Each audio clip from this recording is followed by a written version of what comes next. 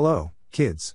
I'm Dr. Health, and I'm here to tell you about some amazing fruits and vegetables that are not only delicious but also super healthy for you. Eating these foods can help you grow strong, stay energized, and keep your body happy.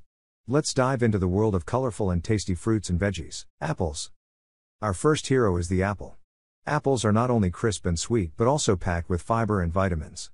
They help keep your digestive system healthy and boost your immune system, keeping those colds away. Now, let's talk about carrots. These orange wonders are fantastic for your eyes. They are rich in vitamin A, which helps you see better in the dark and keeps your eyes healthy. Spinach. Spinach is our leafy green friend. It's full of iron and vitamins that make you strong and give you the energy to play and learn all day. Broccoli. Meet broccoli, the green superhero. Broccoli is full of vitamins and minerals, especially vitamin C and calcium. It helps you grow strong bones and keeps your skin glowing. Last but not least, we have sweet potatoes. These are packed with beta-carotene, which makes your skin look great and keeps your eyes healthy. So, kids, these fruits and vegetables are like nature's special gifts to keep you healthy and happy.